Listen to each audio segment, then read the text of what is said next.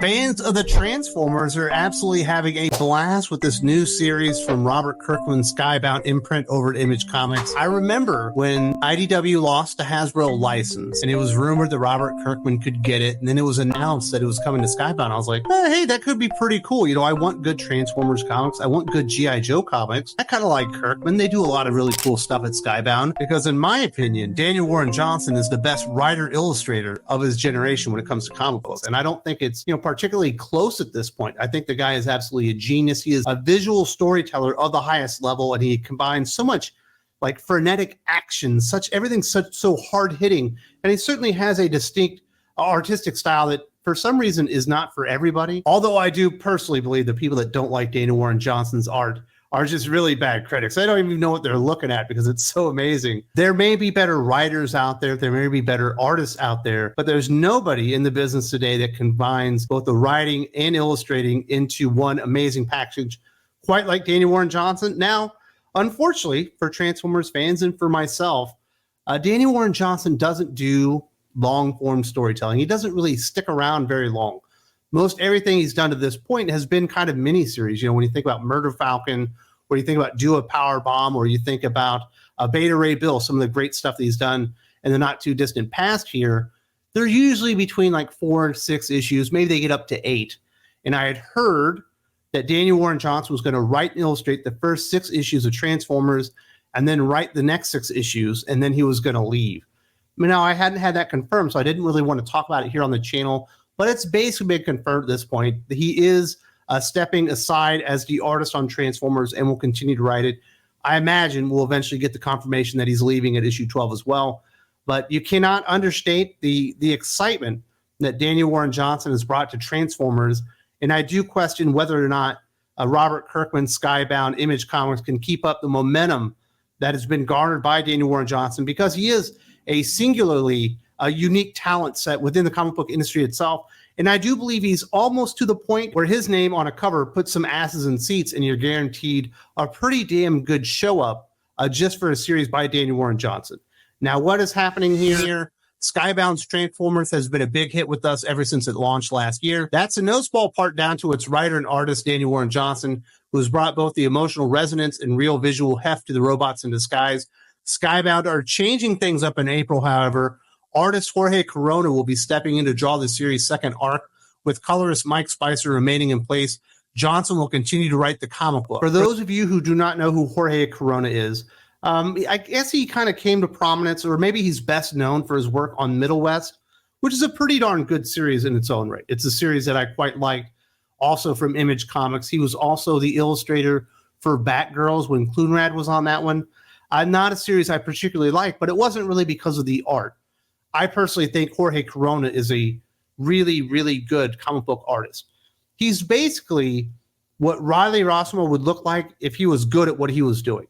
Like, it's a very sleek, stylized version of kind of what Riley Rossmo does in a much better package. It just looks better. One of the issues, though, like if I were to describe Jorge Corona's art, the word soft would come to mind.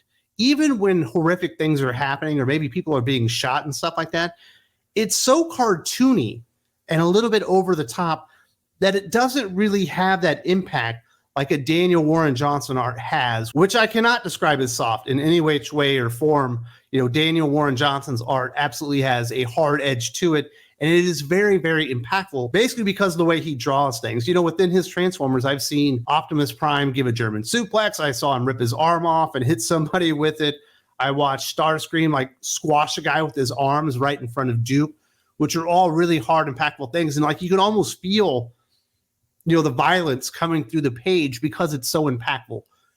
You do not get that feeling with Jorge Corona as the artist. Me personally, I'm a little bit surprised they didn't try to get Juan Gedeon, who was the illustrator for Daniel Warren Johnson when he wrote Jurassic League, which was not a hard-hitting comic book. It was definitely kid-friendly, but you could see that his art kind of resembled what Daniel Warren Johnson was trying to do when he would illustrate. It's not exactly the same, but it was kind of close. Whereas Jorge Corona, to me, is not really close whatsoever. Although he is a very, very good comic book artist, I don't know that Transformers is going to have the same impact, visually speaking, once he takes over as the artist. Now, will he adapt his artistry to what story Daniel Warren Johnson is telling. I imagine that'll happen. And having an artist of the caliber of Daniel Warren Johnson overseeing the project probably helps.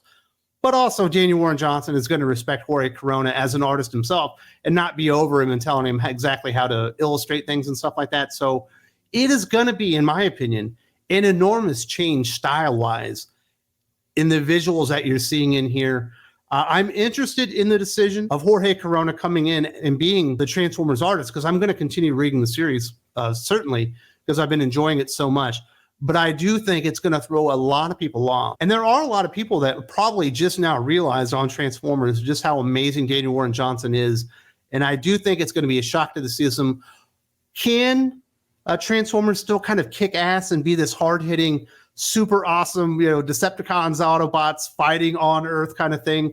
This enormous homage to like 1980s Transformers cartoons with some other elements placed into it. We shall see. I'm not really sure. I am confused by this because, like I said, when you see Jorge Corona's art visually, it's completely different. It just doesn't feel the same. It is very cartoony and over the top. So we shall see what happens there. But there's no doubting the enormous success that Transformers has been.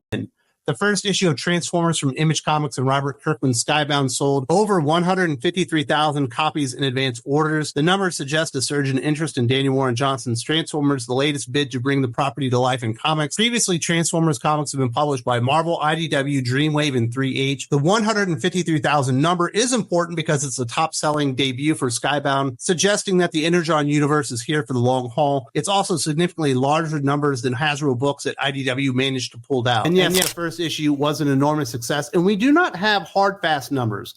The only time we really have any numbers to draw on are when DC, Marvel, IDW, Image Comics, Skybound are out there kind of lauding their success. We heard the numbers associated with like Unnatural Order #1 from Vault Comics because it was over 100,000, but they also gave the comic book away for free basically to retailers to sell.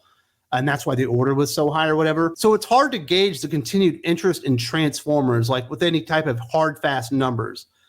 But we do know, based on the information available at Comics Hub, which is basically produced out and distributed via ICV2.com, that Transformers has maintained its spot in the top 10 sellers for at least 3 issues so far. In Duke #1, also from Skybound, also part of the Energon Universe, introducing our first hints at G.I. Joe, also debuted, I believe, in the top 20, certainly not nearly as well as Transformers, which debuted at #1, but certainly a very nice showing for Duke #1 from Josh Williamson. So this has been a boon of success for Skybound and Image Comics, just the amount of interest in Transformers. It made a lot of people's top 10 comics of 2023, despite only having 3 issues out at the time. It made my list. I saw it made a lot of other people's lists. Even the people that were listing comic books that no one read were throwing Transformers on their top 10 list because it's completely undeniable how damn good the comic book is and how well it's written, how well it's illustrated. And I definitely hope that Skybound and Image Comics are able to continue this success and continue telling really awesome stories, even when Daniel Warren Johnson steps away, because we know he's stepping down as the artist at issue #7. But I do believe those earlier rumors that I heard that he'll be stepping away as a writer at issue #13, and they're going to have to find somebody good, whether it be Kirkman himself or somebody else to come in and fill that void.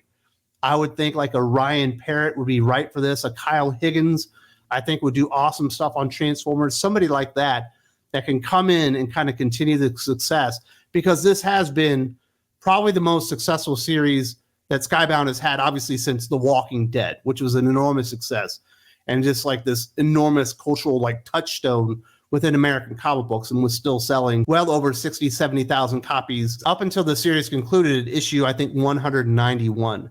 Now, this is not the end of the Energon Universe. Duke is only a step. Transformers is only a step. We have something else coming out soon. Cobra Commander #1 is coming from Joshua Williamson and Andrea Milani in January 2024, running alongside Duke.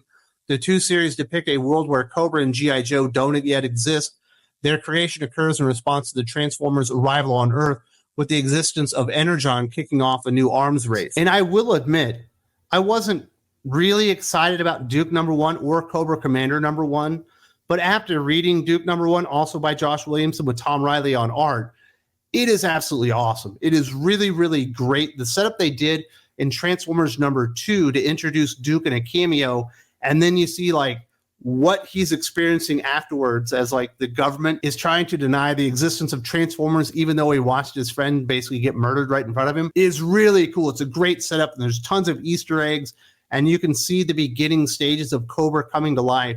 And I will definitely be a customer for Cobra Commander #1, and I want to see where this is going. And obviously these two miniseries are likely setting up whatever G.I. Joe is going to be within the Energon universe as kind of like these countermeasures to the Autobots and Decepticons. I imagine G.I. Joe is going to team up with the Autobots, whereas Cobra is going to team up with the Decepticons, and we'll see these big fights and whatever. And it's going to be a whole lot of fun. There's also the G.I. Joe, A Real American Hero from Larry Hama. I think it was issue 302, something like that. I can't remember the exact number, but they restarted that one with Larry Hama and Chris Mooneyham, which is the continuation of G.I. Joe, Real American Hero. After like 40 years, it's continued to go on. And that one's also really, really good. It was absolutely hilarious and a great reminder of why Cobra Commander is a great character. In the second issue, since Skybound took over G.I. Joe, when Cobra Commander delivers that speech in Springfield or whatever, is absolutely hilarious. And I could just hear the Cobra Commander voice from the cartoon like shining through the comic book. And it was something that made me smile very big. And the art by Chris Mooneyham, once again, is also awesome. So Robert Kirkman, Image Comics, Skybound, they have something on their hands, and they have a lot of interest right now. And I do hope this Energon universe really comes together and can be long lasting, at least 5, 6, 7, hopefully like 10 years of just awesome storytelling as they really flesh this thing out and build it out. Unfortunately, Daniel Warren Johnson will not be a part of that, in most likely, after 1 year. He came aboard, renewed the interest, really brought a lot of eyes on the Transformers, and has done nothing but deliver. The 4th issue that came out this week is fucking chef's kiss. It's so good. If you have not been checking that one out, you want to go check out Transformers, go check out Duke, also awesome. And we shall see what happens with Jorge Corona coming on as the artist. But I couldn't be more excited that there's awesome stuff to talk about when it comes to Transformers and G.I. Joe within comic books, because I'm a comic book guy, but I'm also a G.I. Joe guy, and I'm also a Transformers guy. And it's been so much fun doing this. Now, for those of you who don't know, I have a podcast that I do over on the Patreon. Actually, I have 3 of them, but one in particular I do is called The Geek Fix with Aaron Sparrow. We normally drop the first segment of that podcast onto YouTube every single week, but almost every single episode, he and I will delve off into a conversation about Transformers or G.I. Joe and all that kind of stuff. Sometimes Jonathan Lithgow, but mostly it's Hasbro stuff, because we definitely have an enormous love for these characters and the history and the awesome things that they've done throughout, are used into our adulthoods, and have a whole lot of fun with that. If you are interested in conversations like that, Aaron Sparrow and myself for 2 hours just talking about nerd stuff, that is something I do think you should go check out. There's a link in the video description for the Patreon, and they should definitely go check out the Sparrow's Never Ending Christmas Tree tier. It's probably for you.